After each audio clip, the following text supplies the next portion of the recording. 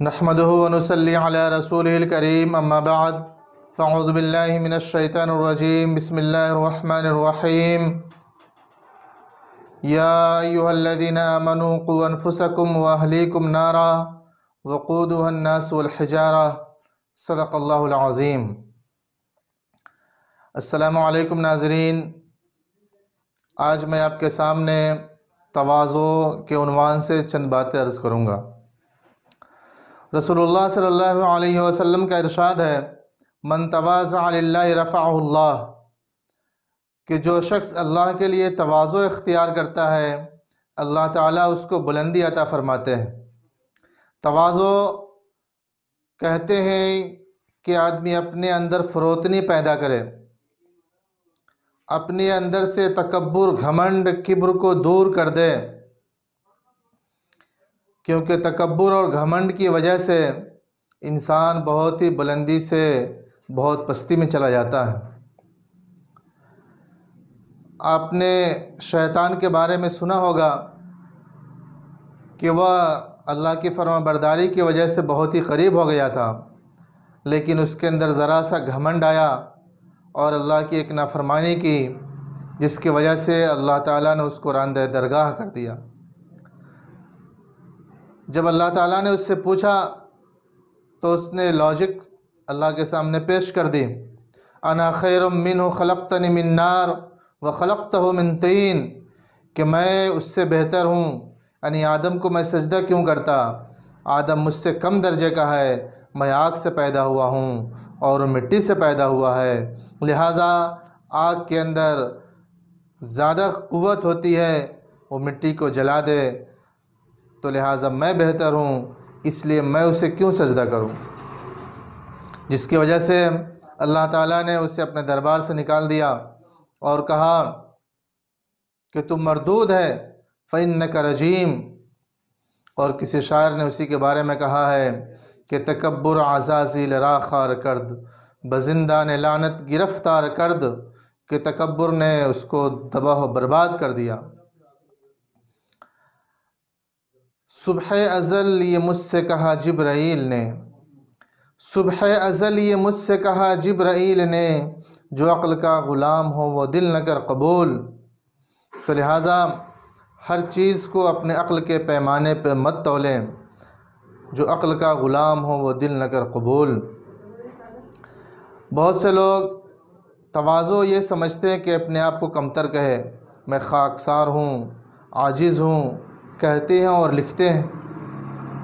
اس کا اندازہ اسی وقت ہوتا ہے کہ جب ان کو کوئی خاکسار یا عاجز یا اس طرح کے دوسرے القاب سے پکارے اور اس کو برا نہ سمجھے، تو ایسے لوگوں کے اندر تواضع کی صفت پیدا ہوتی ہے۔ لیکن بہت سے لوگ ہوتے ہیں جو لکھتے ہیں لیکن ان کو کہا جائے تو ان کے تیور بدل جاتے ہیں۔ لہٰذا تواضع یہ نہیں ہے کہ ہم اپنے نام کے ساتھ یا کسی سے گفتگو کرتے وقت اس طرح کے الفاظ استعمال کریں۔ تواضع دل سے اس کو سمجھنے کا نام ہے کہ اپنے اندر وہ چیز پیدا کرے، تو یہ تواضع کہلاتی ہے، اور اپنے اندر کوئی امتیازی شان پیدا نہ ہونے دے۔ رسول اللہ صلی اللہ علیہ وسلم جب صحابہ کرام کے ساتھ بیٹھتے تھے تو ان کے اندر کوئی امتیازی شان نہیں ہوتی تھی، بلکہ وہ ان کے ساتھ بیچ میں بیٹھتے تھے یا ساتھ میں بیٹھتے تھے۔ بسا اوقات کوئی اجنبی آدمی آتا تو اس کے لیے پہچاننا مشکل ہو جاتا تھا کہ اس میں حضور صلی اللہ علیہ وسلم کون ہے۔ یہ آپ کا بیٹھنے اور صحابہ کے ساتھ چلنے اور کا طریقہ یہ ہوتا تھا کہ آپ ایسا نہیں ہوتے کہ آپ آگے ہوں یا آپ کے پیچھے بہت سارے لوگ چل رہے ہوں، بلکہ ساتھ میں چلتے تھے۔ اصل یہ ہے کہ اپنے اندر فنائیت اور شکستگی پیدا کریں، یہ تواضع ہے۔ اور جب انسان کے اندر تواضع پیدا ہوگا تو قیامت کے دن اللہ تعالیٰ فرمائیں گے، یا ایھا النفس المطمئنہ ارجعی الی ربک راضیۃ مرضیہ فادخلی فی عبادی وادخلی جنتی، کہ اللہ تعالیٰ اس دن ہمیں جنت میں داخل ہونے کے بارے میں فرمائیں۔ اور رسول اللہ صلی اللہ علیہ وسلم کا یہ طریقہ رہا کہ جب بھی آپ کو کسی دو چیزوں کے بارے میں، دو معاملے میں اختیار دیا جاتا تو آپ اس میں سے سب سے آسان کو منتخب کرتے۔ حدیث میں ہے کہ ما خیر رسول اللہ صلی اللہ علیہ وسلم بین الامرین قط الا اخذ ایسرہما، کہ آپ نے ان میں سے آسان کو منتخب کیا۔ تو لہٰذا اپنے دل سے تکبر، گھمنڈ کو نکالے، انا کو نکال دے۔ اصل انا ہوتی ہے جس کے اندر انا ہے، تکبر ہے تو اس کی بڑی سے بڑی چیزیں بھی رائی کے برابر اور اس سے کم درجے کی ہو جاتی ہے۔ متکبر کی مثال یوں بیان کی گئی ہے کہ جیسے متکبر ایک پہاڑ کی بلند چوٹی پر کھڑا ہو اور بلندی کی وجہ سے اسے زمین پر چلنے والے لوگ بہت چھوٹے نظر آتے ہیں، اور حال یہ ہے کہ نیچے جو زمین پر چلتے ہیں ان لوگوں کو بلندی پر چڑھنے کی وجہ سے ان کو چھوٹا نظر آتا ہے، کہ متکبر اپنے آپ کو بہت بڑا سمجھتا ہے حالانکہ لوگ اس کو چھوٹا سمجھتے ہیں۔ تو تواضع ہم اپنے اندر پیدا کریں، تواضع کا دکھاوا نہیں ہونا چاہیے۔ اللہ کے رسول صلی اللہ علیہ وسلم فرماتے ہیں کہ انا سید ولد آدم ولا فخر، کہ میں ولد آدم، بنی آدم کا سردار ہوں لیکن مجھے اس پر فخر نہیں ہے۔ تو لہٰذا ہمیں چاہیے کہ اپنی عبادات کے قبول ہونے اور عبادات پہ اللہ تعالیٰ سے قبولیت کی توقع رکھیں، اور جو شخص اللہ کے لیے کوئی کام کرتا ہے اللہ تعالیٰ اس کو بلند فرماتے ہیں، جیسا کہ اس حدیث میں ذکر کیا گیا کہ من تواضع للہ رفعہ اللہ، کہ جو تواضع اختیار کرتا ہے اللہ تعالیٰ اس کو بلند کرتے ہیں۔ اللہ تعالیٰ فرماتے ہیں کہ اللہ نے جو نعمتیں بندوں کو عطا فرمائی ہیں اور جب بندہ اس پر شکر ادا کرتا ہے تو اللہ تعالیٰ اس میں اور اضافہ فرماتے ہیں۔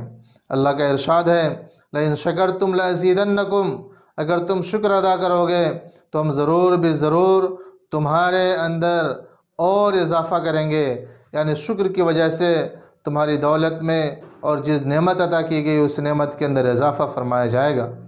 تو یہ شکر کی بنیاد پہ ہے۔ ہم جو کچھ کریں اللہ کو راضی کرنے کے لیے، اس کو خوش کرنے کے لیے ہونا چاہیے، چاہے چھوٹا سے چھوٹا عمل کیوں نہ ہو۔ آدمی چھوٹا عمل بھی اللہ کو خوش کرنے کے لیے کرتا ہے تو اللہ تعالیٰ اس کو بہت بلند کر دیتے ہیں اور اس کا مقام بہت اونچا کر دیتے ہیں۔ اگر کوئی شخص بہت بڑا عمل کرتا ہے لیکن اگر اس دکھاوے کی نیت اس کے دل میں ہے تو پھر اس کی قدر و قیمت نہیں ہوتی اللہ کے نزدیک۔ اس لیے ہمیں چاہیے کہ دکھاوے سے پرہیز کرے، ریاکاری ہم سے دور رہے، کیونکہ جس عمل میں ریاکاری آ جاتی ہے یا ہوتی ہے وہ عمل اللہ کو مقبول نہیں، مردود ہو جاتا ہے۔ اس لیے اللہ تعالیٰ ہم سب کو ہمیں اپنے اعمال کی فکر کرنے اور تواضع اختیار کرنے کی توفیق عطا فرمائے۔ آمین۔ وآخر دعوانا الحمد للہ رب